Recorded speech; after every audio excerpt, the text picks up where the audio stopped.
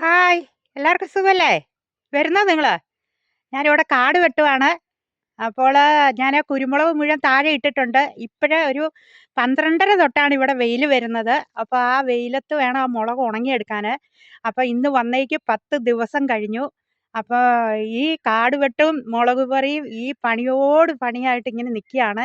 അപ്പൊ നിങ്ങളോർക്കും ഇതെന്ത് കോലമാന്ന്. പക്ഷെങ്കി കാട് വെട്ടുവാണ്. അപ്പൊ നല്ല ഡ്രസ്സ് ഇട്ടിട്ടൊന്നും നമുക്ക് കാട് വെട്ടാൻ പറ്റില്ല. കറ പറ്റും.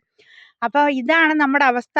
അപ്പോൾ ഇത് കഴിഞ്ഞ് നമ്മള് ഫ്രീ ആകുമെന്ന് പ്രതീക്ഷിക്കുന്നു. അപ്പൊ നമ്മൾ ഈ റബ്ബർ ഇവിടെ നട്ടെങ്കിലും ഇത് കണ്ടോ, ആ താഴെ തൊട്ട് അങ്ങ് താഴേന്ന് ഇവിടെ വരെ തെളിക്കണ വല്ല പാടുണ്ടോ? ഇവിടെ വരെ തെളിച്ചു.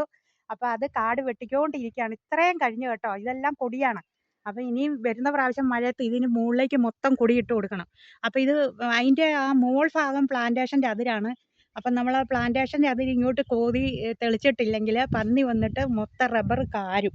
അതിന് പ്ലാസ്റ്റിക് ഇപ്പൊ കെട്ടി കൊടുത്തിരിക്കുന്നതാണ്. ഇത് കണ്ടോ, ഈ പ്ലാസ്റ്റിക് കെട്ടിക്കൊടുത്ത ഈ കഴിഞ്ഞ പ്രാവശ്യം ഇത് കണ്ടോ, പിന്നെ ഇത് കാരണമാണ്. അപ്പം മണ്ണ് തേച്ചിട്ട് പ്ലാസ്റ്റിക് പൊതിഞ്ഞു കൊടുത്തിരിക്കുന്നതാണ്. അപ്പൊ അത് കടിക്കുകയില്ല. ഇപ്രാവശ്യം എന്തോ ഒന്നും കടിച്ചിട്ടില്ല, ദൈവഭാഗ്യത്തിന്. എല്ലാം പൊതിഞ്ഞ് നിർത്തിയേക്കുമായിരുന്നു ഞാൻ. അപ്പൊ ഇത്രയും കാടുകൂടെ വെട്ടിക്കഴിഞ്ഞാൽ ഇവിടുത്തെ പണി കഴിഞ്ഞു. ഒരു 3 ദിവസം കൊണ്ട് മുളക് ഉണങ്ങും. അത് കഴിഞ്ഞാൽ നാട്ടിൽ പോകാമെന്ന് പ്രതീക്ഷിക്കുന്നു. അത് കഴിഞ്ഞിട്ട് വേണം എനിക്ക് റെസ്റ്റ് എടുക്കാൻ. 10-11 ദിവസമായിട്ട് ഞാൻ കിടന്ന് കഷ്ടപ്പെടുകയാണ്. അപ്പൊ ഒരു ലേഡീസ് ഇങ്ങനെ കിടന്ന് കഷ്ടപ്പെടില്ല, അത് ഉറപ്പാണ്. അപ്പൊ ഞാൻ കഴിഞ്ഞ പ്രാവശ്യം മഴയത്ത് ഇട്ട കൊടികളാണ്. ഇതുകൊണ്ട് ആ തേക്കൊക്കെ നാട്ടിൽ നിന്ന് കൊണ്ടുവന്ന് വെച്ചിരിക്കുന്നതാണ്. അതിലേക്ക് മുളക് കയറുന്നുണ്ടോ, മൊത്തം കുരുമുളക് കൊള്ളി ഞാൻ ഇട്ട് കൊടുത്തേക്കാണ്. അപ്പൊ റബ്ബറെ പോലും ഇതുകൊണ്ടോ കയറുന്ന കണ്ടോ. അപ്പൊ നിങ്ങൾക്ക് കാണാതിരിക്കും.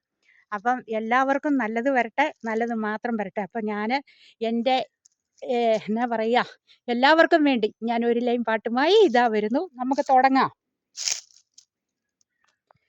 കാൽവാരി കുന്നിന്മേൽ എൻ പേർക്കായി ചിന്തി നീ കുഞ്ഞാടേ, നിന്നിൽ ഞാൻ കാണുന്നെൻ്റപ്പായേ, കാണുന്നെൻ്റപ്പായേ. കാൽവാരി കുന്നിന്മേൽ എൻ പേർക്കായി ചിന്തി നീ കുഞ്ഞാടേ, നിന്നിൽ ഞാൻ കാണുന്നെൻ്റപ്പായേ, കാണുന്നെൻ്റപ്പായേ. കള്ളന്മാർ നടുവിൽ തേജസ്സായി പൊന്മുഖം, 1000 സൂര്യനെ വെല്ലുന്ന ശോഭയും. കള്ളന്മാർ നടുവിൽ തേജസ്സായി പൊന്മുഖം, 1000 സൂര്യനെ വെല്ലുന്ന ശോഭയും. കാൽവാരി കുന്നിന്മേൽ എൻ പേർക്കായി ചിന്തി നീ കുഞ്ഞാടേ, നിന്നിൽ ഞാൻ കാണുന്നെൻ്റപ്പായേ, കാണുന്നെൻ്റപ്പായേ.